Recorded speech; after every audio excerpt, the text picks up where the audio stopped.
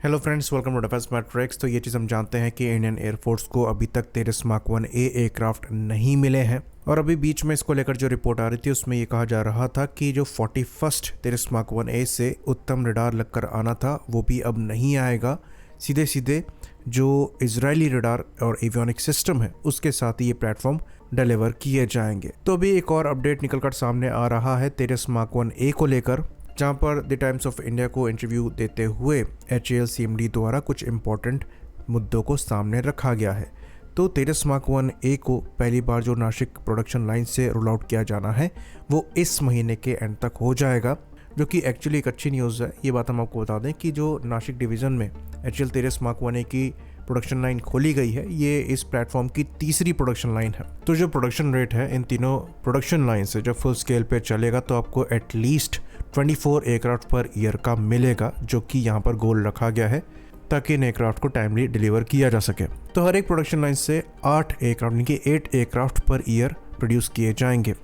और अच्छी बात यहाँ पर यह है कि जुलाई के एंड से एक और जो प्रोडक्शन लाइन है ये स्टार्ट होने वाली है। तो ये बात हम आपको बता दें कि जो एयरक्राफ्ट है वो बनकर तैयार है नासिक की प्रोडक्शन लाइन से, लेकिन अभी उसकी टेस्टिंग चल रही है और जो फाइनल रोल आउट है ये जुलाई के एंड से होगा। तो ये एक अच्छी न्यूज़ है। बाकी हम आपको ये भी बता दें कि HAL CMD द्वारा ये बताया गया है कि जो नासिक की प्रोडक्शन लाइन है उससे इस फाइनेंशियल ईयर में कम से कम 3 से 4 एयरक्राफ्ट प्रोड्यूस किए जाएंगे। तो टोटल 6 एयरक्राफ्ट फ्लाई कर रहे हैं, लेकिन HAL का गोल है कि करीबन 12 एयरक्राफ्ट इस फाइनेंशियल ईयर बनाकर तैयार करने हैं। तो जो 6 एयरक्राफ्ट फ्लाई कर रहे हैं उनको इस फाइनेंशियल ईयर तक डिलीवर करने का प्लान है, वहीं पर 12 एयरक्राफ्ट को प्रोड्यूस करने का प्लान है। तो इसके प्रोडक्शन रेट को बढ़ाने के लिए प्राइवेट कंपनीज भी यहाँ पर अपना सहयोग दे रही हैं, जिसमें वेम टेक्नोलॉजीज है जो कि सेंट्रल फ्यूसलाज बना रही है, वहीं पर अल्फा डिज़ाइन है जिनके द्वारा रियर फ्यूसलाज बनाया जा रहा है, वहीं पर L&T द्वारा विंग्स की सप्लाई करी जा रही है।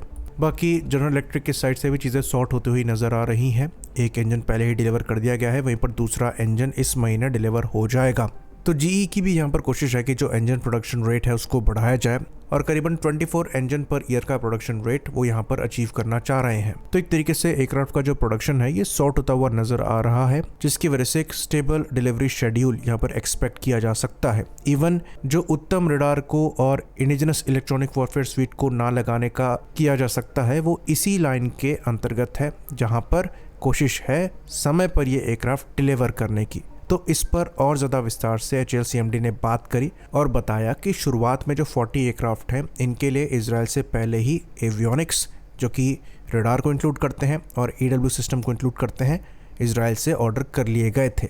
बाकी एयरक्राफ्ट के लिए प्लान था कि DRDO के उत्तम रडार को और इलेक्ट्रॉनिक वॉरफेयर स्वीट को लगाया जाएगा और जो 43 एयरक्राफ्ट है वो इन्हीं के साथ डिलीवर होंगे। लेकिन जो परेशानी आई वो DRDO की साइड से आई।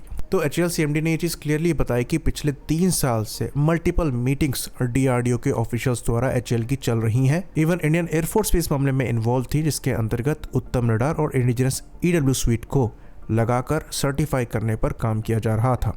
लेकिन उसके बाद भी मल्टीपल डिलेज हुई।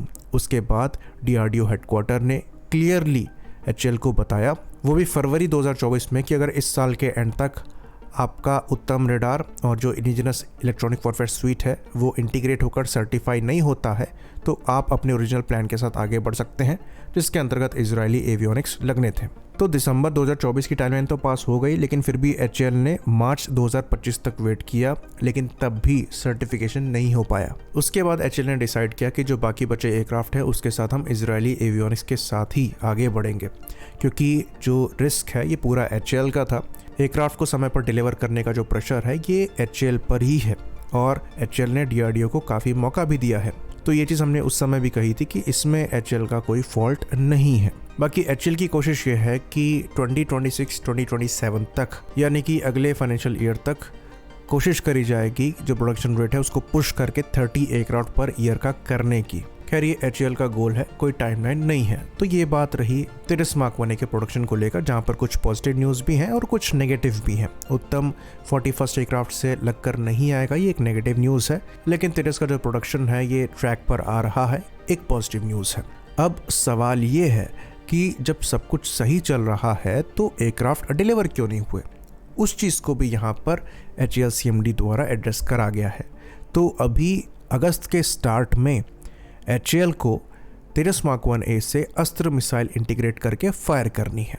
तो HAL CMD ने डिटेल में इसके बारे में बात नहीं करी, पर उन्होंने एक हिंट दिया कि हमको एयरक्राफ्ट के साथ कुछ और इश्यूज सॉर्ट करने हैं, जिसके अंतर्गत अस्त्र मिसाइल को इंटीग्रेट करके फायर अगस्त के शुरुआत में कर लिया जाएगा। तो खाली अस्त्र का इंटीग्रेशन ही नहीं, बल्कि यहाँ पर कुछ और इश्यूज भी एग्जिस्ट करते हैं। बाकी अस्त्र मिसाइल की फायरिंग की बात कर लें तो फरवरी में ही ये रिपोर्ट आई थी कि ये मिसाइल फरवरी के एंड तक या फिर मार्च की शुरुआत में तेजस से फायर होगी, जिसके बाद मार्च के एंड तक ये प्लेटफॉर्म डिलीवर होना चालू हो जाएंगे। तो ये चीज़ हम जानते हैं कि वो टाइमलाइन जो है पुश हो चुकी है और अभी तक एक भी एयरक्राफ्ट डिलीवर नहीं हुआ है, और अब HAL CMD द्वारा कहा जा रहा है कि ये अगस्त की शुरुआत में होगा।